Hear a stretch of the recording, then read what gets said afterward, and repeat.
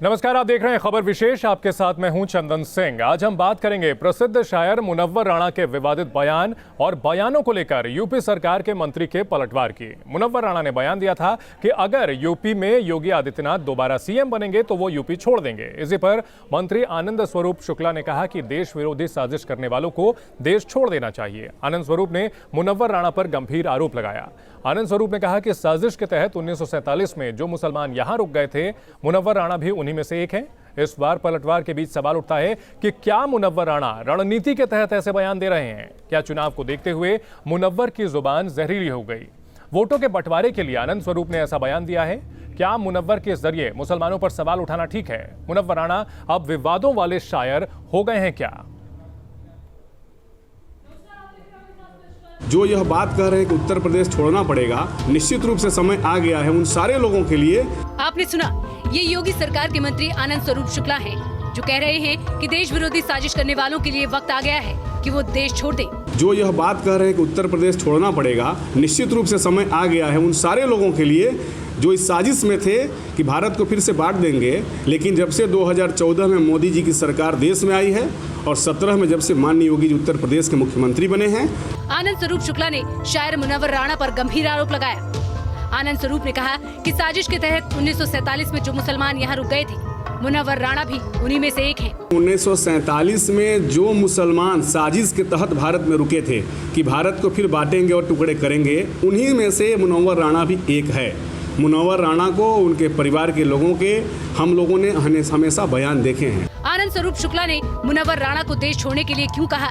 इसके पीछे भी मुनव्वर राणा का वो विवादित बयान है जो उन्होंने सीएम योगी को लेकर दिया था। अगर योगी आदित्यनाथ दोबारा यूपी के सीएम बनेंगे तो प्रदेश छोड़ देंगे। ऐसा होने पर वो मान लेंगे कि यूपी अब मुसलमानों के रहने लायक प्रदेश नहीं रहा।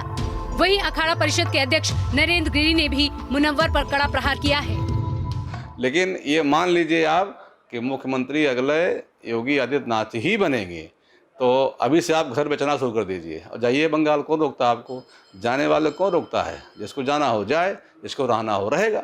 और मुनव्वर राणा के मैं सलाह देता हूँ, जिस तरह से आप पहले थे अगर वैसे हो जाएंगे तो आपके लिए अति उत्तम होगा।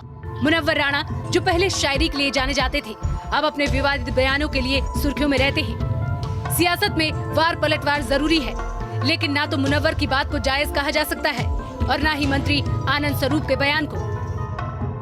बलिया से आदित्य कुमार के साथ टीम न्यूज़ स्टेट। इस पर चर्चा के लिए हमारे साथ हमारे गेस्ट का पूरा पैनल जुड़ेगा। हीरो वाजपेयी बीजेपी प्रवक्ता हमारे साथ जुड़ चुके हैं और उनसे हम जानने की कोशिश करते हैं आखिरकार बीजेपी नेताओं के बयान जो हैं इस तरह के। मुनव्वर राणा ने जो बात कही है, ठीक है, उसकी मजम्मत की जानी चाहिए, की भी जा रही है, लेकिन आपकी पार्टी के नेता भी 1947 क्यों याद दिला रहे हैं? देखिए, बहुत सारी बातें ऐसी हैं जो एक दूसरे से जुड़ी रहती हैं और उनके पीछे के निहितार्थ बड़े ही गहरे होते हैं। तो कई बार ऐसी स्थिति आती है। मुनव्वर राणा एक शायर हैं और मशहूर शायर हैं और मुझे लगता है उनकी शेर व शायरी में कोई धर्म आड़े नहीं आता, सभी उसमें वाहवाही करते थे। लेकिन जिस कदर उनके बयान उत्तर प्रदेश की राजनीति में कहां से वो प्रभावित हैं, कहां से वो बयानबाजी कर रहे हैं, कौन उनके पीछे इस उम्र में आ गया है जो उसको इस तरह के बयान देने पे मजबूर कर। तो मुझे लगता है कभी कभी जो बयानबाजी है वो सीमाएं लांघ जाती है और उनसे लोग पीड़ित होते हैं। देखिए, हिंदुस्तान में रहने वाला हर नागरिक अपने देश को बहुत चाहता है और जब उसको लगता है कि इस देश में रहने वाले लोग जो इस देश का खाते, इस देश का पीते, इस देश की वजह से मशहूर है, यहाँ की आबादी ने उनको सर माथों पे बैठा रखा है और वो जब इस तरह के बयान देते हैं कि अब अगर दोबारा योगी आदित्यनाथ इस प्रदेश के मुख्यमंत्री बन जाएंगे तो मुझे प्रदेश छोड़ना पड़ेगा, मैं हिंदुस्तानी हूं लेकिन छोड़ दूंगा। मुझे लगता है कि उन्हें हिंदुस्तानी होने पे गर्व होना चाहिए और ऐसी कोई शक्ति नहीं है जो उनको प्रदेश छोड़ने पे बाध्य करे। लेकिन राजनीतिक बयानबाजी से उन्हें बचना चाहिए क्योंकि फैलाने से कहते हैं। अंशु वाजपेयी जी, अंशु अवस्थी जी हैं जो कि कांग्रेस के प्रवक्ता हैं। अंशु अवस्थी जी, आपकी पार्टी से जुड़े हुए हैं मुनव्वर राणा, सीधे नहीं लेकिन इनडायरेक्टली जुड़े हुए हैं। क्या वो एक रणनीति के तहत इस तरह के बयान दे रहे हैं कि माहौल जो है चुनावों से पहले थोड़ा गर्म हो? देखिए, ये तो सभी समझ रहे हैं कि उत्तर प्रदेश में समस्याएं ज़्यादा हैं और 4 साल पहले जो भारतीय जनता पार्टी ने चुनाव के समय 2017 में वादा किया था, उन सारे वादों पर विफल रही है। तो किसी तरीके से जो असल मुद्दे हैं उनसे ध्यान हटाया जाए, चाहे नौजवानों के रोजगार को लेकर हो। अभी आप देखिए, कल लखनऊ में 69,000 शिक्षकों को किस तरीके से बीजेपी सरकार ने, आदित्यनाथ ने पिटवाने का काम किया। तो जो कोई नौजवान सड़क पर निकलता उसे पीटा जा रहा है। तो असल मुद्दों से ध्यान भटकाने के लिए इस तरीके के बयान लाए जाते हैं, इसमें कोई दो राय नहीं, बिल्कुल स्पष्ट है, इसमें कोई शक सुविधा नहीं है। हाँ, ये बात जरूर है कि हीरो वाजपेयी को इस पर जवाब देना चाहिए, क्योंकि सरकार उनकी है। यदि उनके रहते इस तरीके के कोई बयान दे रहा, कोई टिप्पणी कर रहा है, तो कहीं ना कहीं ये उनके ऊपर सवालिया निशान है। ये इसके बारे में जवाब तो उन्हीं को देना चाहिए। कांग्रेस पार्टी, श्रीमती प्रियंका गांधी जी उत्तर प्रदेश में लोगों के दुख दर्द में, लोगों के मुद्दों पर, लोगों की समस्याओं पर खड़ी है। हम किसानों की बात ठीक है, मुनव्वर राणा की बेटी के जरिए आप ही लोग ये बात क्यों नहीं पहुंचवा देते? और उत्तर प्रदेश में जो लूटतंत्र बीजेपी ने ब्लॉक चुनाव में मचाया, हम उस पर सवाल खड़ा कर रहे हैं। सवाल, मुनव्वर राणा की बेटी जो है वो तो आपकी पार्टी की नेता है। अगर आप कह रहे हैं कि इस तरह के बयान जो है चुनाव को ध्यान में रखकर दिए जा रहे हैं और ये कहते हैं कि दोबारा सीएम बनेंगे तो वो जो है प्रदेश छोड़ देंगे, ये तो विवादित बयान हुआ ना। देखिए, जयंत सिन्हा भारत सरकार में मंत्री है और यशवंत सिन्हा मोदी सरकार के खिलाफ बात करते हैं। जयंत सिन्हा मंत्री थे, तो करेक्ट करना चाहूंगा, इसको रख लीजिए, करेक्ट करना चाहूंगा, मंत्री थे, अभी नहीं है। भारतीय जनता पार्टी के सांसद तो है ना, अगर करेक्ट कर रहे हैं जी, है ना। तो अगर ये आप उसी तरीके समझ लीजिए, उनके विचार अलग हैं, उनकी बेटी के विचार अलग हैं। हर व्यक्ति के अपने विचार होते हैं। जयंत सिन्हा से यशवंत सिन्हा के विचार इत्तेफाक नहीं खाते हैं। आडवाणी के विचार अलग हैं, जो असली भाजपा है उसके विचार अलग हैं। जो अडानी की, अंबानी की भाजपा है उसके विचार अलग है। तो सवाल ये है कि ये तो हीरो वाजपेयी, ठीक है, हीरो वाजपेयी जवाब देंगे। हम किसानों के, नौजवानों के मुद्दे पर उत्तर प्रदेश में चुनाव में जा रहे हैं। ठीक है, उत्तर प्रदेश में बीजेपी की सरकार को, भारतीय जनता पार्टी की सरकार को, ठीक है, हीरो वाजपेयी जवाब देंगे। अब सत्ता, ठीक है, आप हीरो वाजपेयी के पास जाएं, उससे पहले अनुराग भदौरिया हमारे साथ जुड़ चुके हैं। अनुराग भदौरिया साहब, लगातार बयानबाजी हो रही है, नेताओं के बयान जहरीले होते जा रहे हैं, आपकी पार्टी का स्टैंड इस पर क्या है?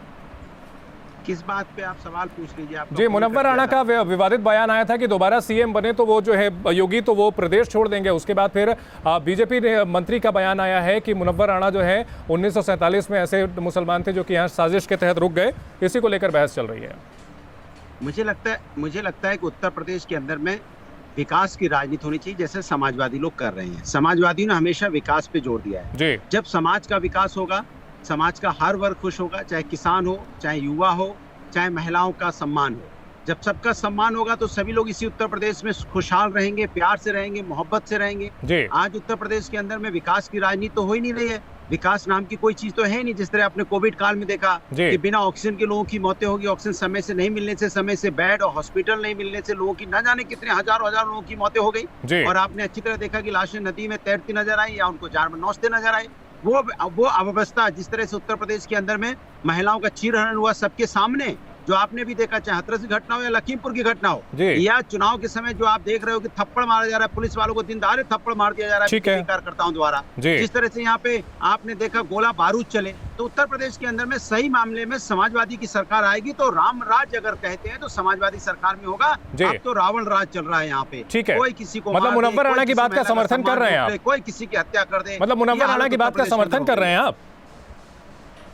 मुनव्वर राणा जी ने जो बात कही है आप उसके साथ हैं?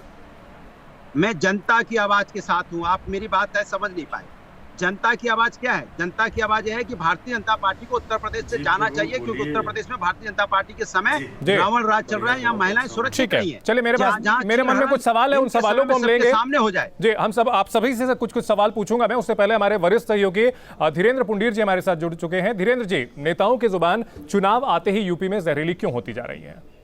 देखिए, 2022 के चुनाव का दबाव अब सब तरफ दिखने लगा, क्योंकि सरकार पर भी बहुत सारी चीज़ों को जवाब देना है जनता को, तो और विपक्षी पार्टियों को भी ये बताना है कि जब लगातार सरकार अगर उनके मुताबिक चूक रही थी तो क्यों वो सड़क पर उतरकर या उस तरह से उनका मुकाबला नहीं कर पाए और जनता तक नहीं पहुंच पाए, क्योंकि चुनाव में अल्टीमेटली डेमोक्रेसी में चुनाव ही फाइनल होते हैं।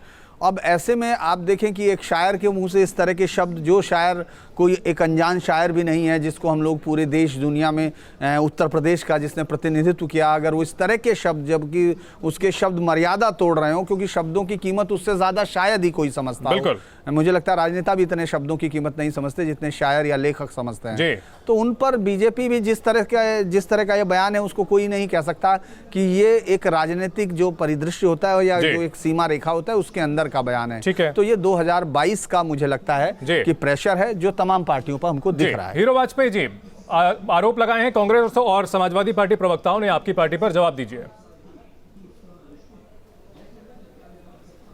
देखिए, मुनव्वर राणा की जहां तक बात है, और कांग्रेस और समाजवादी पार्टी का सुर आपने देख लिया, धीरे धीरे समझ में आने लगा ये पीछे प्रत्यक्ष अप्रत्यक्ष लोग इस बयान के पीछे खेल रहे हैं और ये इनके राजनीतिक हित साधता और राजनीतिक हित तुष्टीकरण की तरफ जाते। पर भारतीय जनता पार्टी का मानना है कि हम वोट बैंक की पॉलिटिक्स नहीं करते, हम सबका साथ, सबका विकास, सबका विश्वास लेकर चलते, और हमने एक नया वोट बैंक खड़ा किया है, लाभार्थी, जिसमें no caste, no creed, no religion, इन सब चीजों को अलग हटाते हुए हमने सरकार की योजनाएं आदरणीय मोदी जी, आदरणीय योगी जी की आम जन तक पहुंचाई है, उस वर्ग तक पहुंचाई है जहां कभी नहीं पहुंची, और तमाम जो सब्सिडी है, तमाम चीजें सीधे उनके खाते में ट्रांसफर हुआ। बिचौलिया संस्कृति खत्म हो गई। तो सपा और कांग्रेस जो बिचौलिया संस्कृति की पार्टी थी वो बौखला गई, और बौखलाने के बाद इस तरह से धार्मिक दो धाराएं क्यों चल रही है? एक तरफ विकास की बात हो रही है, दूसरी तरफ आनंद शुक्ला जो है पाकिस्तान का जिक्र करते हैं, 1947 का जिक्र करते हैं। दो धाराएं क्यों? सिर्फ विकास की बात कीजिए ना। 10 सेकंड में जवाब दे देता हूं। जी, आपसे जवाब लूंगा, हमारे पास मैं 10 सेकंड में जी आपसे जवाब लेंगे। अंशु जी आपके पास आएंगे। Every action is equal and opposite reaction. जी, तो 10 सेकंड में इनकी बात का जवाब दे देता हूं सामने। जी, दरअसल सच्चाई ये है, ठीक है, कि उत्तर प्रदेश के लोगों ने इतनी जिम्मेदारी से 2017 में बीजेपी पर और सच्चाई तो देश ये के प्रधानमंत्री नरेंद्र मोदी की बातों पर भरोसा करके जनादेश देने का काम किया था। लेकिन हुआ क्या? जिस सरकार को विकास के कार्य करने थे, जिस सरकार को उत्तर प्रदेश का जंगल राज समाप्त करना था, उस जंगल राज से जिससे लोग मुक्ति पाना चाहते थे, ठीक है, इस चर्चा को हम आगे बढ़ाएंगे। तो उस जंगल आप इनडायरेक्टली जंगल राज कह रहे हैं समाजवादी पार्टी सरकार को, इस पर जवाब हम अनुराग भदौरिया से लेंगे। रुकेंगे एक छोटे से ब्रेक के लिए। आप सभी से गुजारिश है हमारे साथ बने रहिए।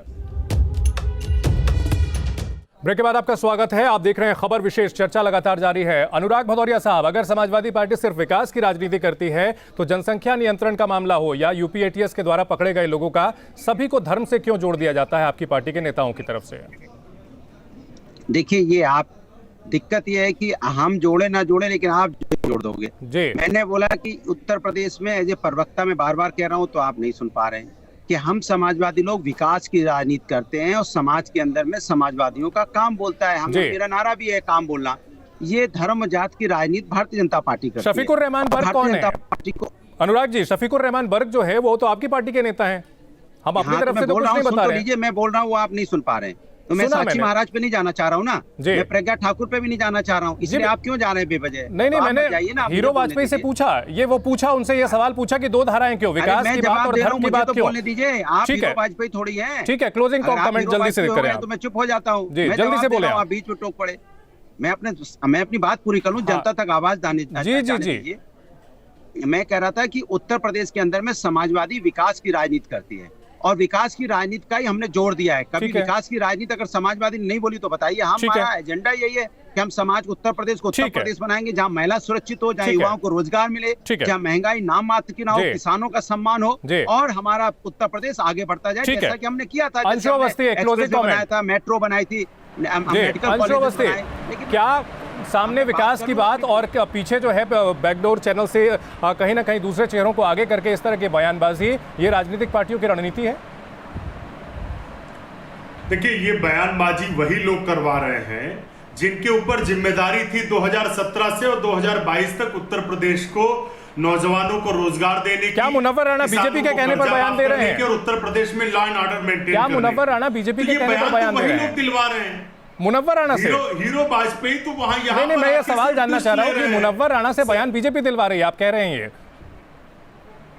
भाई देखिए बयान कौन दे, अगर आज इस पर डिबेट हो रही है जी, अगर आज उत्तर 69,000 जो शिक्षक थे उन पर लाठीचार्ज हुआ, उस पर डिबेट नहीं हो रही है जी, मुनव्वर राणा के बयान पर डिबेट हो रही है जी, बीजेपी के प्रवक्ता पार्टिसिपेट कर रहे हैं जी, तो आप सारी चीजें तो दिख रही है। उत्तर ठीक है, कोई भी खुल के जवाब नहीं देता। बड़ी धीरेन्द्र मैं सर, आपको भरोसा दिलाता हूं, धीरेन्द्र जी, बड़ी ये जो है दिलचस्प बात है कि सभी पार्टियां जो हैं विकास की बात करती हैं। एक लाइन सभी पार्टियों की वही है कि विकास की हम बात करते हैं, लेकिन दूसरी लाइन अंडर करंट जो है वो चलाना चाहते हैं अपना जो भी धर्म और राजनीति का मामला हो। दरअसल हम जब भी किसी पॉलिटिकल पार्टी को देखते हैं, किसी को भी देखेंगे, आप देखेंगे तो वो कोशिश ये करेगी कि मेन मुद्दे पर, चूंकि या तो उसके पास है नहीं या वो आना नहीं चाहते, उसके अलावा उनको मालूम है जो समीकरण उत्तर प्रदेश में वो जातीय समीकरणों को साध कर और साथ में समीकरणों के साथ उनको राजनीति करनी है। जो उनको मुफीद होता है उसको वो आगे बढ़ाते हैं, जो चीज रह जाती है उसमें फिर वो विकास पर आ जाते हैं। ये तमाम लोगों को मालूम है, तो मुझे लगता है सही जवाब जनता उनसे उम्मीद करती है, वो मिलता नहीं। जी, हीरो वाजपेयी, एक क्लोजिंग कमेंट जल्दी से। देखिए, योगी आदित्यनाथ के नेतृत्व में उत्तर प्रदेश में हमने एक विकास की वो रेखा खींची है कि हर दल को अपनानी पड़ी है। हल्ला बोल वाले हो या तुष्टीकरण की राजनीति वाले हो, ये सब भी राम राज्य की कल्पना करने लगे। मुझे लगता है योगी आदित्यनाथ के बड़ी दिलचस्प बात है, बड़ी दिलचस्प बात है। आप तीनों ही प्रवक्ता जो है वो विकास की बात कर रहे हैं, लेकिन कहीं ना कहीं वो इनडायरेक्टली अपने अपने जो है समीकरण जरूर सेट किए हुए रहते हैं। बहुत शुक्रिया आप सभी का हमारे साथ इस चर्चा में जुड़ने के लिए। खबर विशेष में फिलहाल इतना ही। आप देखते रहिए न्यूज़ स्टेट।